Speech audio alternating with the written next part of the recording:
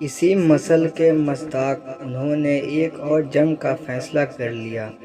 مشرکین مکہ کے نئے سردار ابو سفیان بن حرب نے یہ فیصلہ شاید اس لیے کیا تھا کہ بدر کے میدان میں مارے جانے والوں کے گھر ماتم کدے بنے ہوئے تھے اور مقتولین کے عزیز و اقارب کے ساتھ ساتھ مکہ کا بچہ بچہ مرنے والوں کا انتقام لینے کو بے تاب تھا۔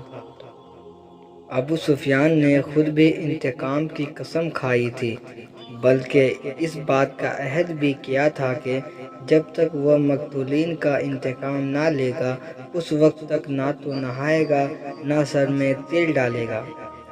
ابو سفیان جنگ کرنے کا فیصلہ اور عہد تو کر لیا، مگر اس پر یہ خوف بھی غالب تھا کہ کہیں اس مرتبہ بھی بدر والا حال نہ ہو، اس لیے وہ بے حد محتاط تھا اور پورے انتظامات کے بغیر وہ کوئی قدم نہیں اٹھانا چاہتا تھا۔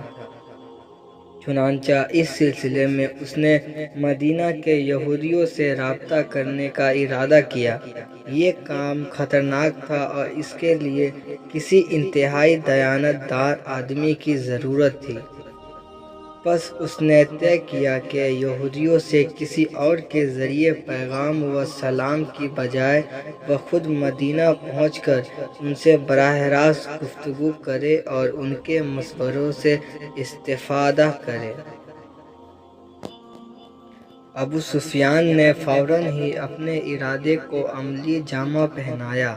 اس نے 200 سواروں کو ساتھ لیا اور خفیہ طور پر مدینہ جا پہنچا۔ اپنے ساتھیوں کو تو اس نے مدینہ کے باہر چھوڑا اور خود رات کی تاریکی میں یہودیوں کے محلے جا پہنچا۔ اسے بنی نذیر کے سردار سلام بن مسکم یہودی کے گھر پہنچنے میں کوئی پریشانی نہ ہوئی۔ یک یہودی کاندار اسے سلام بن مسکم کے گھر چھوڑ آیا۔ سلام بن مسکم اس کا پرانا یار اور ہم نوالہ و ہم پیالہ تھا۔ اس نے اپنے قدیمی دوست ابو سفیان کی بادہ نوشی کی شاندار دعوت کی۔ دونوں بڑی دیر تک مے نوشی کرتے رہے اور مختلف موضوعات خصوصاً مدینہ میں اسلام پھیلنے پر گفتگو کرتے رہے۔ سلام بن مسکم نے ابو سفیان کو مدینہ کے بہت سے مخفی رازوں سے آگاہ کیا، مگر ساتھ ہی اسے یہ مخلصانہ مشورہ بھی دیا کہ خبردار، اس وقت مسلمانوں پر حملہ کا تصور بھی نہ کرنا، ورنہ بدر سے زیادہ خوفناک شکست سے دوچار ہوگے۔ سلام کے اس انتباہ سے ابو سفیان کی امیدوں پر اوس پڑ گئی۔ وہ تو مکہ سے یہ آس لے کر چلا تھا کہ وہ نہ صرف یہودیوں کی ہمدردیاں حاصل کرے گا بلکہ انہیں اس بات پر بھی راضی کر لے گا کہ مسلمانوں سے آئندہ جنگ میں وہ قریش مکہ کا کھل کر ساتھ دیں، مگر یہاں تو بات ہی الٹی ہو گئی۔ سلام بن مسکم نے شراب و کباب سے اس کی مدارت تو ضرور کی، لیکن ساتھ ہی اسے یہ تاکید بھی کر دی کہ مدینہ پر حملہ کا خیال بھی نہ کرے۔ اس سے یہ بھی ظاہر ہوتا ہے کہ مشرکین مکہ سے کہیں زیادہ یہودیوں کو مسلمانوں کی صحیح طاقت کا اندازہ تھا۔ ابو سفیان رات کے آخری حصے میں سلام بن مسکم کی بادہ و ساغر کی محفل سے رخصت ہو کر باہر آیا تو مایوس اور کھوسھایا ہوا تھا۔ اس کے تمام منصوبوں ارادوں پر پانی پھر گیا تھا۔